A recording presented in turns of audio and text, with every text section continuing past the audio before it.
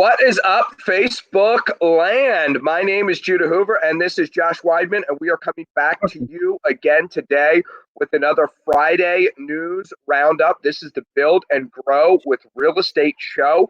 We come to you live at noon every day, barring occasional technical difficulties, and we are very, very happy to be with you. We've got so much news to cover today. Yeah. Tons of it is not COVID related. So we're very excited to talk about what we got to talk about. First of all, Josh, why don't you go ahead and introduce yourself and tell us who you are, my friend? Yeah, absolutely. So my name's Josh Weidman. I'm with Hard Money Bankers. For the last 14 or so years, I've been a full-time real estate investor in some aspect of life. Started out as a wholesaler, flipped a bunch of properties, rentals, had a property management company, yada, yada, yada. Right now, I'm a partner with Hard Money Bankers. Did you just yada, yada, yada, cashing $1 million checks? Is that what that was? Sorry, it's a side fund reference. Well, we fast forward till today. And long story short, Hard Money Bankers has been an established hard money lender and a direct hard money lender since 2007. In February of this year, we opened up an office right here in Central PA, and we are live and lending. If you've got a project that you're looking to get funded in Pennsylvania, New Jersey, Delaware, Maryland, Washington, D.C., or Northern Virginia, we can fund your loan. We can underwrite your loan in on the day that you call us, get you an approval same day, and within 24 hours, we can close on that loan. Just last Friday, we got a loan at 1 o'clock in the afternoon. We were prepared to close at 3 o'clock on Monday, and in fact, funded before 3 o'clock Monday. So nice. You got a loan that you need closed either really quickly or really well. Give me a ring, 717-213-8488. Judah, tell us a little bit about you and what you can do for everybody. Great. Thanks for asking, Josh. My name is Judah Hoover, and I'm an executive with Slate House Group. We are a modern real estate company. We help people buy and sell real estate utilizing technology. I had a little birdie tell me about a 3-unit that was coming on the market last night, and I got the listing. I've already run the numbers, and it is an awesome house hack opportunity. There are not a lot of house hack opportunities out there because of how hot the market is and how crunched inventory is.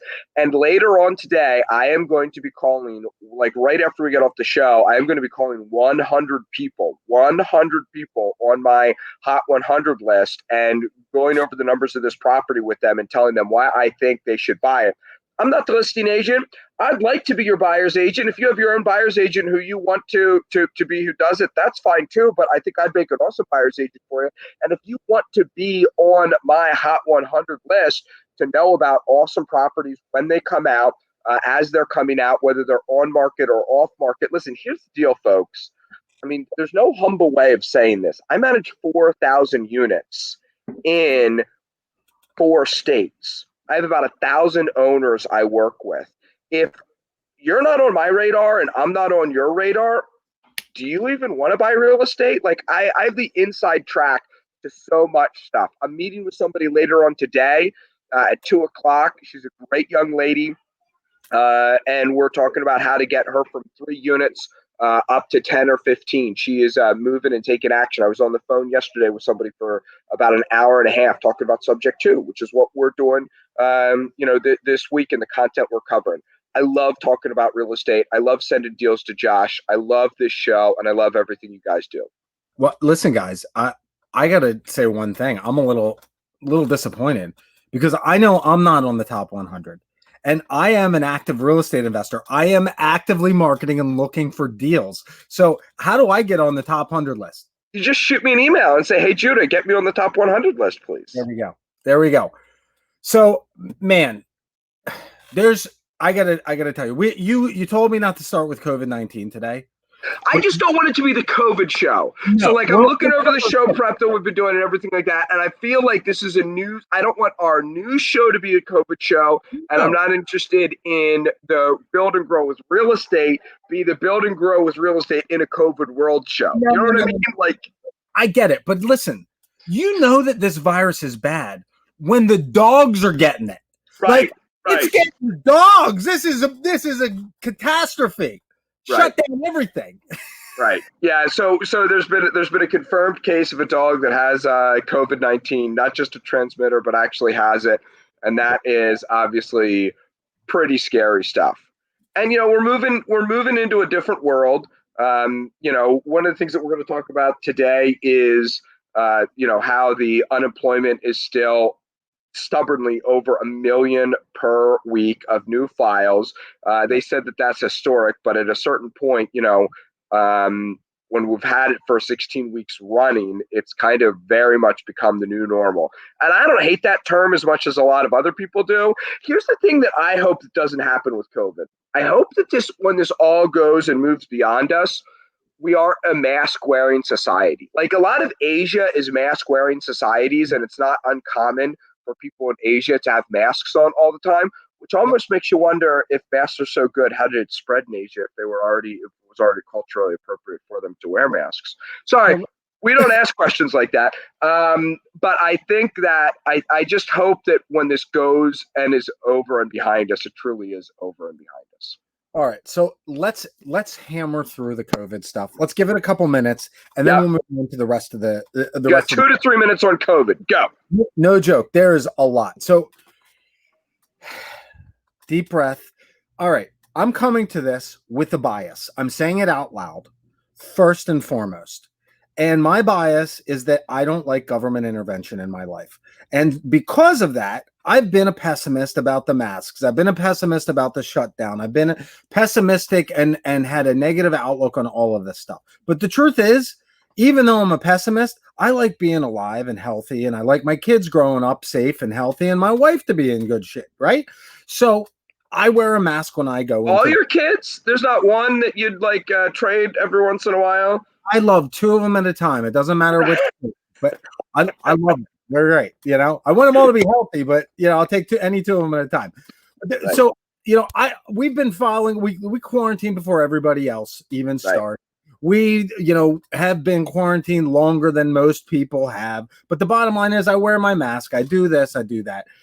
I'm frustrated at the outlook of a shutdown of society and what it's going to look like for our economy in the long term.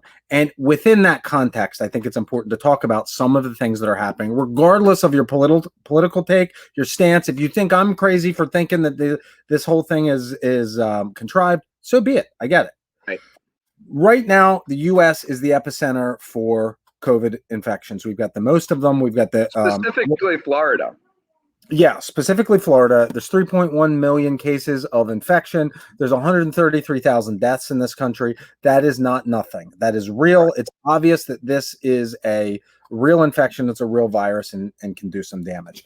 The last 7 days, there's been a steady climb in, after about 4-week period of constantly declining numbers. Okay. So that's of concern to me. And it's most of concern to me because of the context of the economy. Because regardless of whether this virus kills 100% of people it infects or kills 0.001% of people it infects, the public is concerned, worried, nervous, flighty, and not exercising the normal buying habits because of it. And the government is taking precautions because of it. So I really think that we are looking at, because of COVID, we're looking at some very challenging times moving forward with respect to the economy. I mean, policies that we're going to talk about later. There's, the new jobless claims, a lot of the shutdowns. I mean, there's a major commercial real estate holder that is national that started evictions on some of the largest, some of the name brands that because they haven't been paying the rent. Like they started foreclosing. You're getting into economy and housing. Let's save that for just a little bit. Let's also talk about 7-day average have begun to climb after they were down for a while, and there's definitely some spikes that we're seeing. Hospitalizations and deaths are up, but not nearly at the same rate that that infections are, and so that's all good news. There's also a vaccine arms race that's going on right now. Well, that And what's also cool is, so like, I'm one of these space guys. You know what I mean? I think that we got so much out of going to the moon, and I think that we're getting so much out of what Elon Musk um, and Amazon and who's the other guy, Bronson. What they're doing is just launching technology forward that isn't even really going to be necessarily space related. I think the same thing we're going to see and are seeing in the medical field as well. yeah. And so it's oftentimes been described as an arms race with nations around the world working together like never before to come up with vaccines quicker than ever. And I think that is, I mean, whether that gets here before the shutdown is something different. Whether people take that vaccine is something different. But Listen, man, that was a great positive twist on this. I love that. I love that, and I will take that. I mean, look, I'm looking for positivity as much as possible. Especially in places where you might not see it. That's really good. That's a really good take. Okay, so look, the upside is, even though there's this arms race, hey, look, we're going to have great byproducts from it. Yeah. One negative and one of the concerning potential byproducts of this I'm calling it an arms race because if you remember, right in World War II, it's so I don't remember much about World War II. Learned about it, but don't remember much. Thank you. So in World War II, what's really coincidental is you had a bunch of world powers pursuing the same technology. And it just so happened that we got the bomb before the Nazis did and before Russia did, right? It just so happened. But it's not just everyone talks about the nuclear arms race and everything like that. The U.S. was pursuing jet technology at the same time Britain was pursuing jet technology.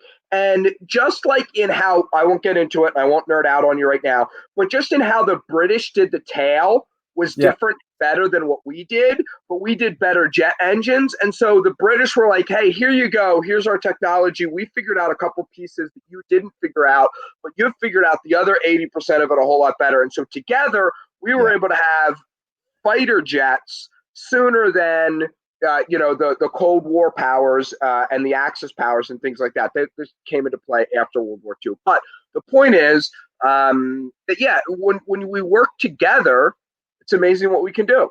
Yeah. All right. Moving on. We're done with COVID today. It's off the show. Let's jump into the economy, my friend, because there's some good and not so good news here. Craziest number I have heard in a very, very, very long time. Yeah.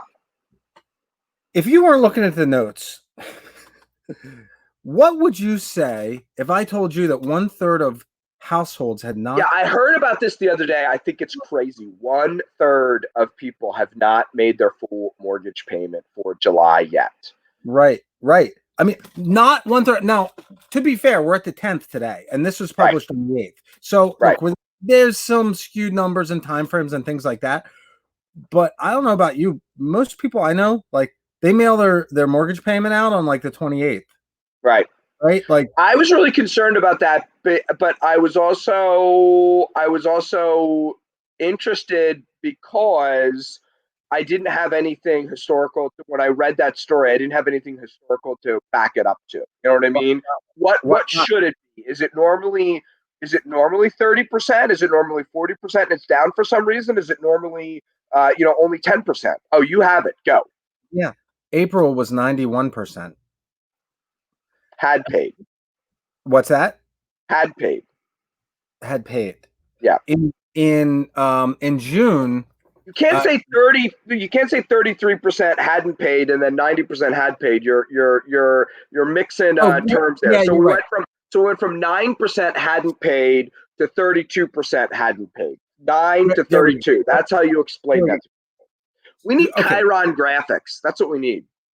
Listen, if we could keep both of our faces on and pop up the graphics, I would do it. But we can only put one face up here, and you got the lead today. So anyway, all right. So that's a little troubling. 19% of what is it? 19% did not make the full payment, but made some payment. 13% made no payment whatsoever. Wait a minute. Flip You that. got that reversed. 19% have made no payment at all. Thank you. Thank you. 13% have made partial payments. That's right. So, I mean, it's kind of And this is interesting. for rent and mortgage. Right, right. So, I mean, it's kind of an interesting number, even though we're only a third through the month, and at the time we were probably 25% through the month. But it's a little, makes you a little wary. Yeah. Now, next thing, $600 monthly supplement is scheduled to end in just a few weeks here. We are coming to the end of some of the government buoying that has been going on in our economy. And with the jobless claims, that is the next thing we're going to talk about. It's kind of concerning. It's kind of concerning. I mean, we've got this $600 supplement set people up in a situation where in some cases they were making more staying at home than they were going back to work.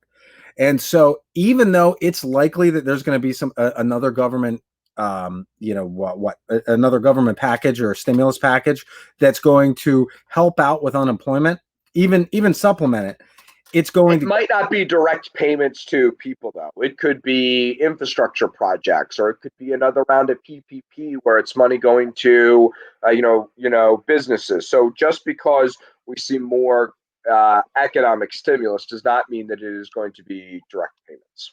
That's right. That's right.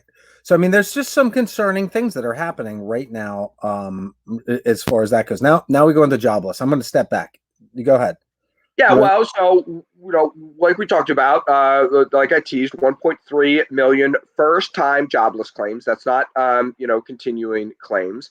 And so we have 1.3 million, and for the 16th straight week, so 4 straight months, we have had 1 million plus per week people claiming for unemployment. Now that people come on, people go off, everything like that, but it's just a crazy huge number. The other thing that is interesting is big companies like Wells Fargo are signaling that they are not done with their cutting. And the reason we point out Wells Fargo is they signaled later this year they will be cutting thousands of jobs. Yeah.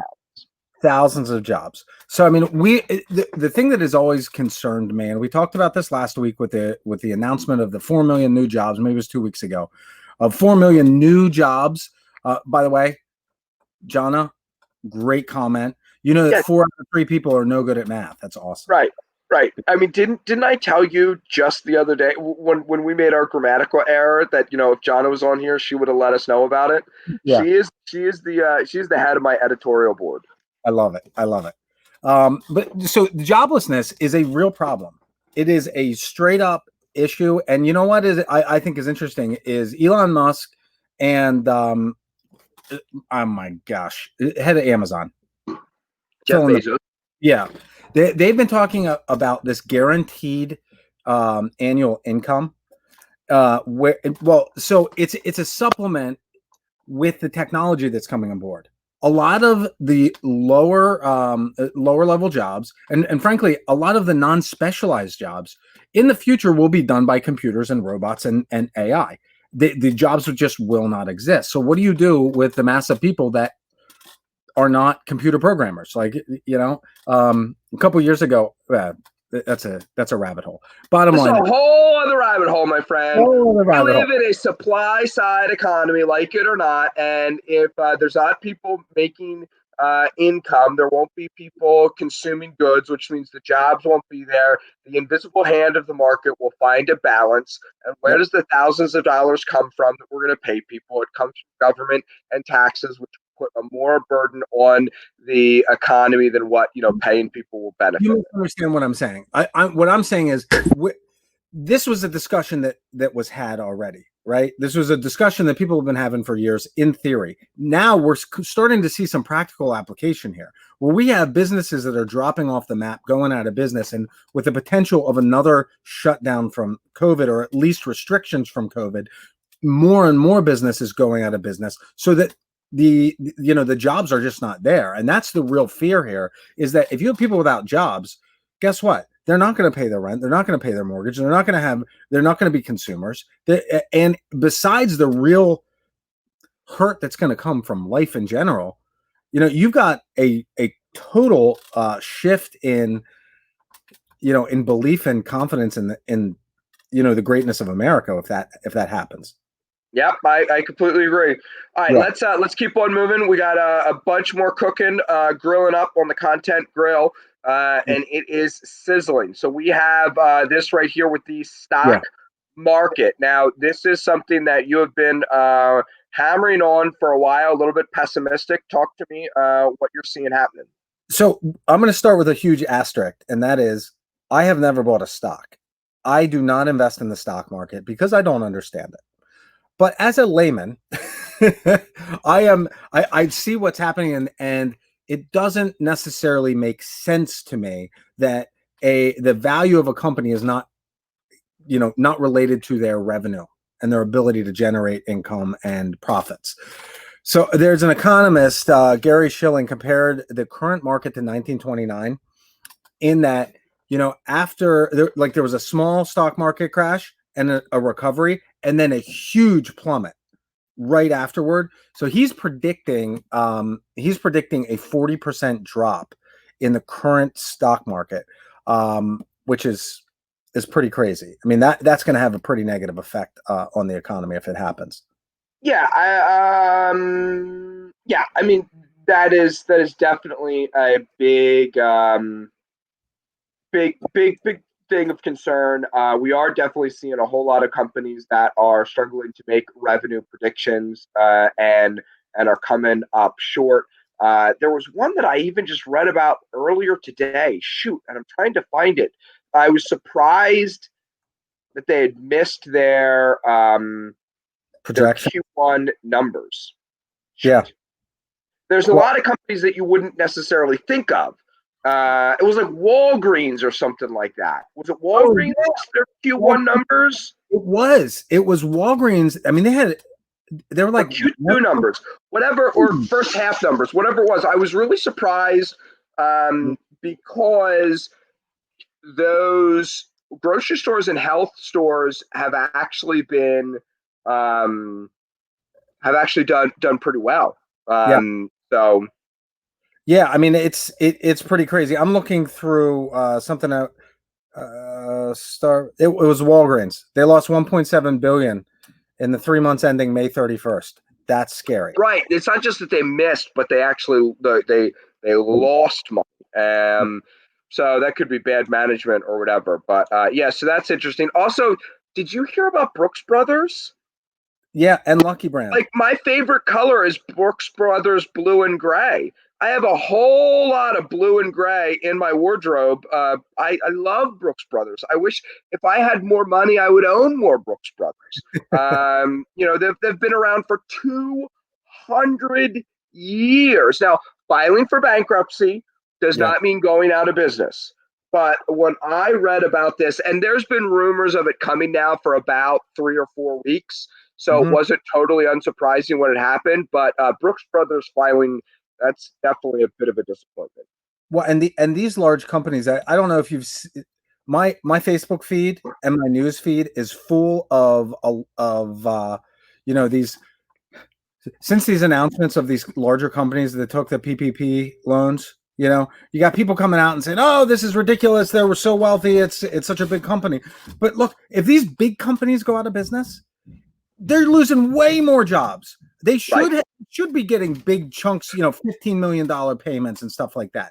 This has always been my point. If you, I use the restaurant analogy. If you work for, Josh Weidman Diner, or you work for We've Got 800 Local Restaurants Diner, give the PPP money to either diner. I don't care, because a restaurant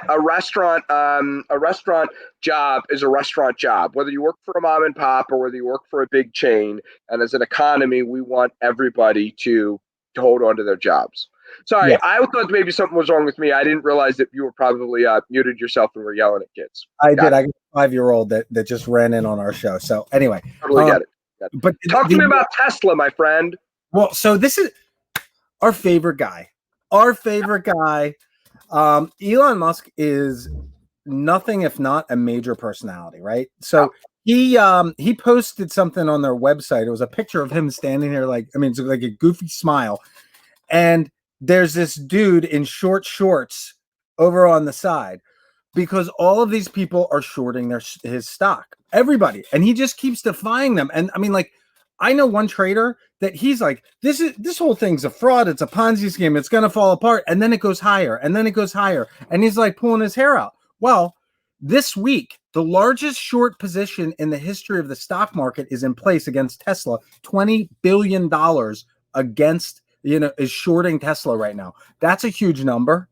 And even if the short loses, that's going to be a huge loss. And if they win, it's going to be a huge loss for Tesla. And I think not such a great outlook for new technology through Elon. Shorting is good because basically what shorting is, for those who don't know, is I say, hey, Josh, give me, I'm going to buy shares of your, I want to borrow shares of your company right now.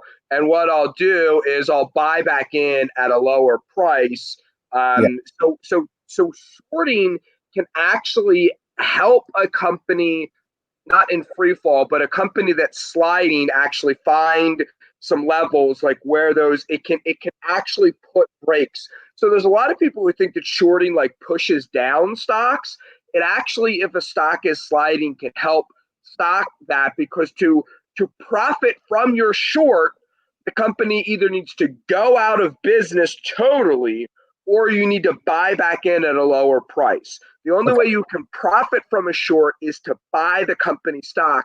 And that action of buying the company stock at a lower price helps buoy it down at that lower level. So it should be interesting to see what happens. Tesla's one of those companies that has a sketchy track record on profit, but they've planted so many seeds and are doing so many things and are poised to pop on so many different technology pieces that even if they can't manufacture all the cars, they could license their technology to other car manufacturers. And there's so many patents and things like that they own. Which they've already done. I mean, they produce batteries for a lot of the U.S. car manufacturers for their electric cars. So, I mean, it's really an interesting situation. We'll see what happens. Jonna points out here, by the way, earlier that an unconscionable percent of the market is 3 companies. I would say 5 companies. But yes, so when you look at Facebook, Amazon, Google, help me out. Facebook, Amazon, Google. What are the other ones? I have no idea. 5. Anyway, but Tesla would also be thrown in there. All right. Last thing on stock market news. If you think of it, come back to it. I love the PayPal mafia. And if you're not familiar with it, Google it. But it's all you just love Peter Thiel because he's a cold-blooded conservative. Well, I don't care about that. Actually, the best thing is he's not even a cold-blooded conservative. He's just not a rabid Marxist, and that's what it takes to pass for a conservative in Hollywood or big business. Here's what I love, right? All of these guys that started PayPal, they all left the company with millions of dollars, hundreds of millions of dollars. I mean, maybe not hundreds a piece, but they left with a lot of cash, right? And they took that and they took the Apple and Microsoft, Facebook, Amazon, Google, Apple, Microsoft. Great. Sorry. Well, the PayPal mafia, they took their money and they reinvested it in other companies from things that they learned or took away from PayPal and made these wildly successful companies. I mean, Elon Musk is an example, but Peter Thiel has this company called Palantir, that Palantir Technologies. It's about to go public. Anybody know what that's a reference to, by the way? Am I allowed to geek out here? Oh, geek it out. Do you know? No. I don't know where the word. So Palantir. For those that actually grew up reading the Lord of the Rings books, they know that they in the movies there are these black stones, and they're just called the Seeing Stones. so that people can communicate over long distances and things like that with like magic. And unfortunately, one of them falls into the bad guy's hands, and then the network gets corrupted. But the actual elven name of them is the Palantir. So being able to see and predict and communicate over long terms, I think it's a freaking brilliant name. That sounds like magic, but I'm going to tell you what's really magic. What this company does is absolutely amazing. So when PayPal started, they incentivized people to sign up by giving them like $5 or $10, right? $5 or $10 for free. Yeah. And so it cost them a couple $1 million. But what was happening is people were creating these fake accounts, and they were transferring money fraudulently. And by the time they caught it, it was like, oh, you just sent $50,000 to somebody else, and like, oh, well, we never got the 50,000, and we already sent it out. This is a big mess, right? So they set up these rules.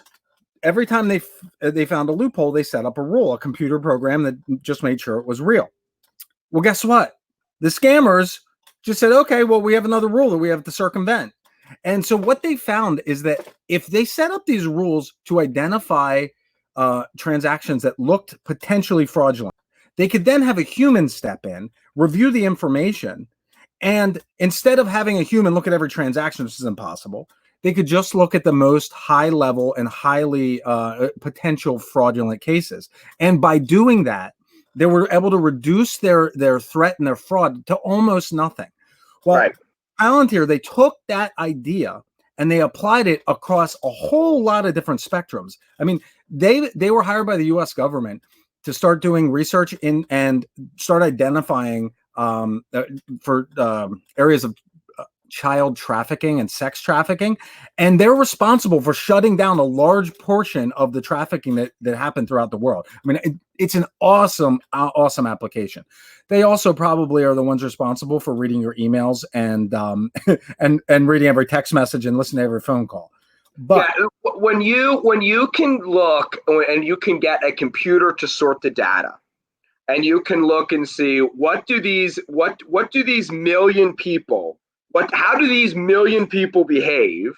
Okay, let's find the people who are sex traffickers.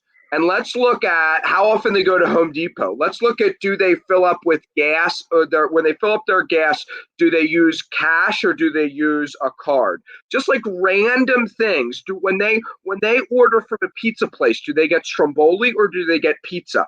And if you can find a correlation, it doesn't matter why the correlation is there. We can look at these random other million people, overlay for that, and say, those are probably the people who are trading in child pornography. Let's go after them.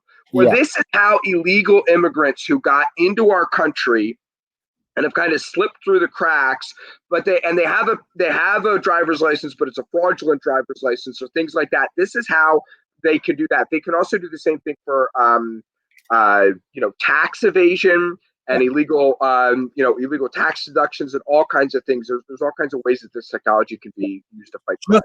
The controversy here is the way that this has been used recently for some of the immigration and illegal immigration, non-illegal immigration, whatever. Some of the crackdown that happened recently, Palantir was a part of it. But the exciting part here is it's only controversial if you think that we should have immigration laws. I mean, the only people who are pushing back on it are, by the way, the same people who live in gated communities and lock their doors. They don't think we should lock the country's doors. Sorry. Was that not quite as unbiased as what I could have or should have been? Here's why I even brought this up in the show. This is a company that is a technology company that is already making money. They are profitable. They have an estimated valuation of $26 billion. With the B. Yeah. And so, when in a world where, even Facebook, like I think Facebook's an amazing platform. I love Facebook. I'll be honest. Like we're broadcasting over it, right? And money they're advertising. It's great. They're a profitable company now, but when they went public, like their valuation was like $100 billion and they didn't make any money. I mean, this is a company that is based in technology and is making money right now, which I think is really cool. So right. So Jonna says here, one of the ways that they track fraud is if there's too many nines. Yeah, if you're making up numbers, you're going to use nines. So here's the other thing. I just know this from my coding, and I've always loved spy technology and stuff like that. You can figure out if Josh, if you were to say, hey Josh, just randomly say heads, tails, heads, tails, heads, tails, right? Tails, tails, tails, heads, tails, tails, tails, heads, tails, tails, tails, heads, tails. I can put your random generation of heads, tails into a computer, and me flipping a coin heads, tails into a computer, and the computer can tell us whether a human came up with that string, whether a coin came up with that string, or whether a slightly weighted coin came up with that string of heads or tails. And that is like elementary level of what a computer can figure out versus the MIT level, graduate level stuff of what they can just track and predict behavior. But it only works if you have a large enough data set. And Right. That's why when you look nationally at 330 million people and you have data about everybody, there's almost zero margin for error. You're looking at statistical analysis, and it's a mathematical. You would have to go back to my heads and tails. I would have to flip the coin 20 times in order to be able to come up with the number. To be able to make a reasonable projection. And if I could do it 40 times, meaning Josh say heads or tails randomly 40 times in a row. Let me write that down. Let me flip a coin 40 times randomly in a row. 20 you can guess and be pretty good. 40 it's almost unbeatable. So when you can, and that's just flipping a coin, because the human, I don't want to nerd out, but yeah, I mean it's crazy what you can do. Josh, I got more stories to tell you after we're off the air. Awesome. All right. So let's talk housing. We're transitioned through the economy into housing. Mortgage applications are up 33% from last year. Do you know if this is week over week or month over month, or what is that number comparing to? The same time last year, they're up 1/3. Okay. So it's year over year. Well, that's good news, dude. Yeah. Yeah, it is good news. It is good news. The new high, we reached a new high last week for the average loan value at $365,700, highest ever. That's the loan. That's the average loan size, dude. When I was doing mortgages, my average loan size was like 150. Now I was specializing in poor and minority loans and subprime stuff and all that kind of stuff. Single women, and I was definitely going after that segment of the economy. But man, that's interesting. So there's huge news right here. Today was the day. I know that there are landlords watching this show that were waiting for this day because they had tenants that they were ready to file eviction for. And thank goodness Governor Wolf jumped in and saved the day and extended it to the end of August. I mean, I am shocked. Thank God? What? August 31st. You said thank God. You're happy that that things have been extended? I'm obviously being facetious. Okay. Josh, I know you're pretty well, and I didn't even pick up on the sarcasm. Okay. Yeah, so Governor Wolf has said no foreclosures, no evictions in PA, all of PA until the end of August. I gotta believe that somebody should go to the mansion with their hand out and say, hey, listen, you owe me X amount of dollars because my tenants are not paying me, and they're not paying me because you said so. Like, that drives me insane. I have a visceral reaction to lack of rent payment to begin with. I mean, if I were to walk into a 7-Eleven and take $800 from them, it would be on the news and there would be police after me. If a tenant decides not to pay me $800, it is the exact same $800 I am out.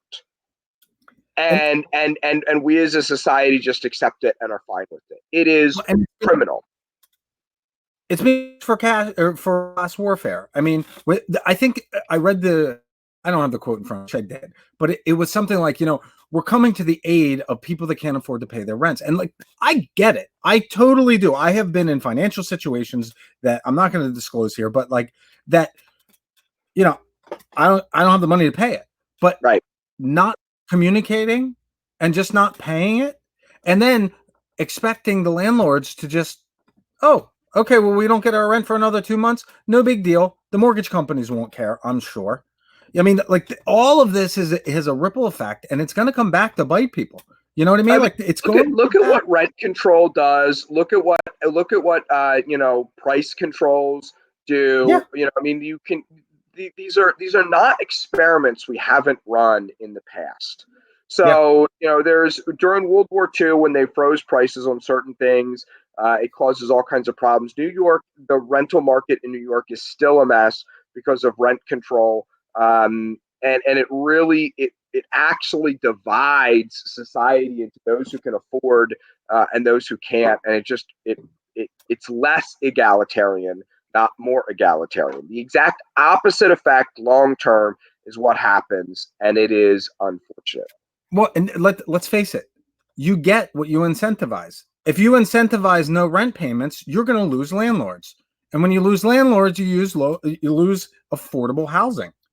Right. So I was interviewed by the press earlier this week, and it's one of the things that I told them that's frustrating about this is the people who invest in marginal areas. The landlords who invest in marginal areas are the ones that we need to protect so that they keep on investing in those marginal areas and keep on improving those areas. There's also slumlords there too, and sure, that's what codes violation is for. That's what housing permits are for. That's a different issue altogether.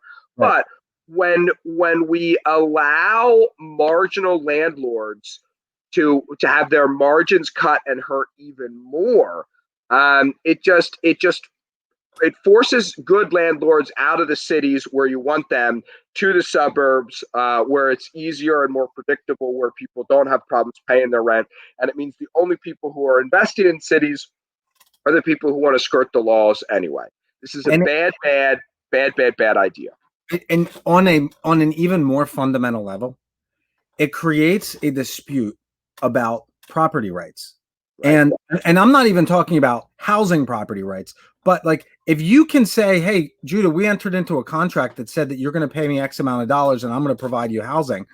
Well, if the government can step into that agreement in the middle of the agreement and just say, hey, Josh, you have to provide that housing, but Judah, you don't have to pay.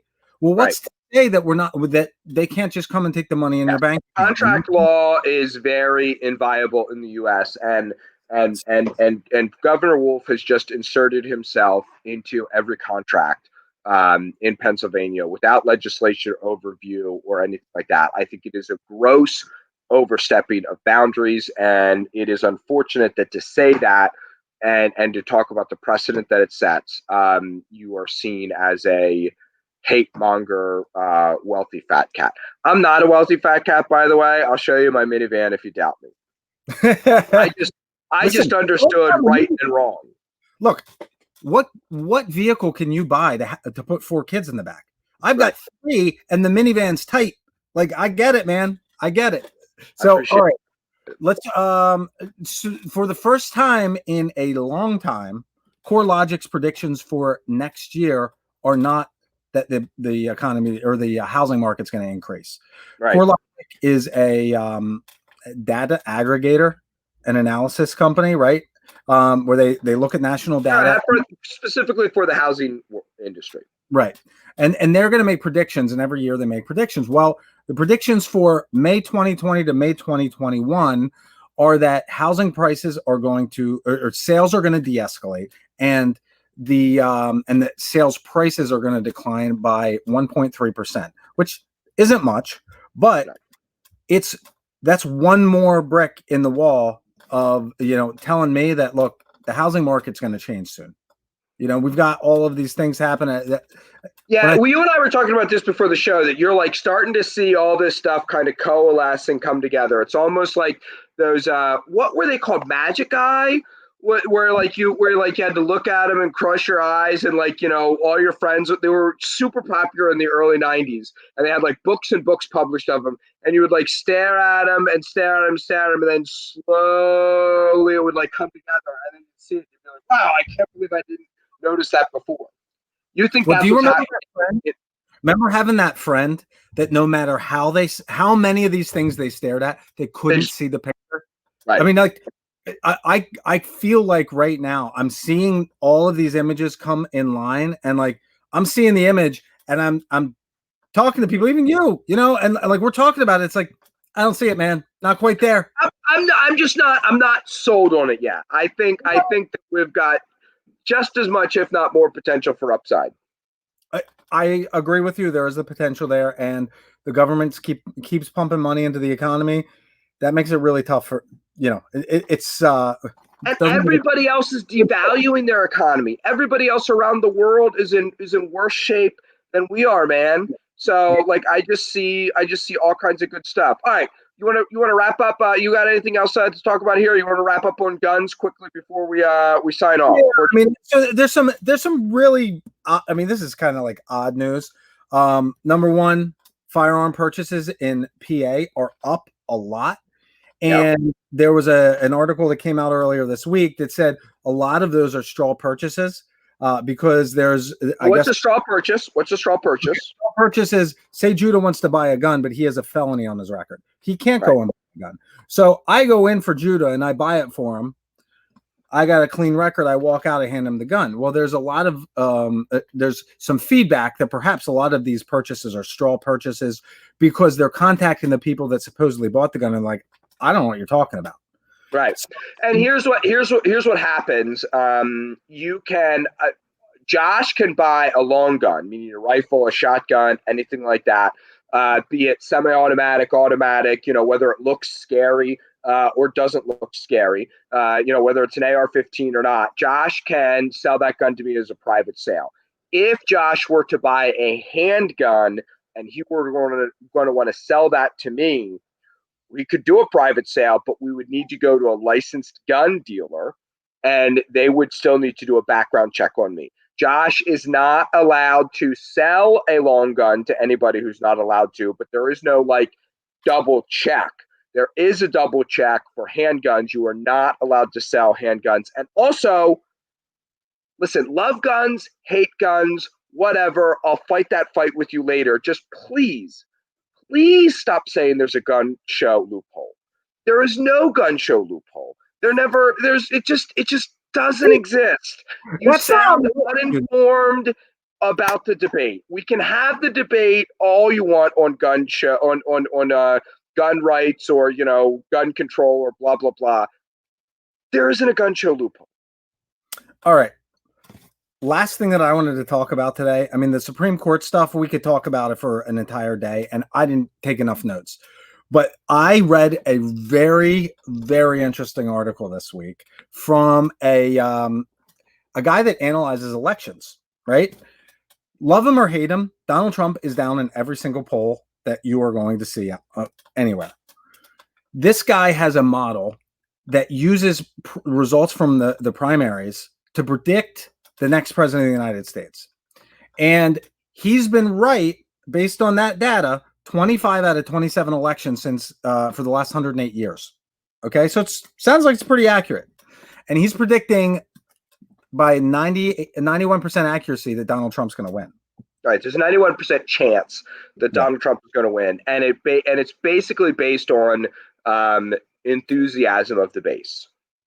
Right. So even though there's a whole lot of people who are enthusiastic to vote against Donald Trump, they're not enthusiastic to vote for not Bill Clinton. Well, I mean, Joe Biden. Joe Biden. He's that memorable that we can't remember his name. So, I will say this, though. One interesting thing about politics is Joe Biden released his plan, the Build Back Better plan. And one of the key components of that plan is centralizing the U.S. supply chain in America again. And when you look at politics pragmatically, like when the Democrats, who are usually in favor of tax increases, start talking about tax cuts but at a lower rate than the Republicans are, it's likely that you're going to get tax cuts. When the Republicans start talking about increasing welfare benefits or increasing gun control, you know what I mean? But like maybe less draconian increases in gun control than what the Democrats are. And they just have to work out what the difference is. it's likely that that's going to happen. So a lot of what Biden is talking about is actually just watered down Trump policies. Maybe that's good, maybe that's bad. I don't know, but it leads me to believe that that a lot of the stuff that I believe in the government driving America first economic policy because everybody else is driving themselves first economic policies. It's okay to be America first. Well, yeah, and I think bringing back a lot of the manufacturing and manufacturing is specifically of like drugs and vaccines Yep. and things like that is a big deal. Is a big deal, dude. We have gone way long today. We always Thank you guys. We had great viewership the whole show. We really appreciate it. By the time the weekend's over, probably 500 or 600 of you will have watched this. If you want to reach out to Josh, you've got to. He's the greatest hard money lender around. If you want to reach out to me, I feel that I am the best realtor around. If you have show ideas for us, content questions, or anything else like that, please reach out. We are here every day, every weekday at noon. For real estate investors and realtors and service providers of the real estate investor world. Appreciate you guys very much, and we'll see you on Monday with another great show at noon. That's right. We'll be back Monday to cover the second half of our subject to investing timeline. So yeah, everybody have a great weekend. Enjoy the rain, and we'll see you then. Take care, guys.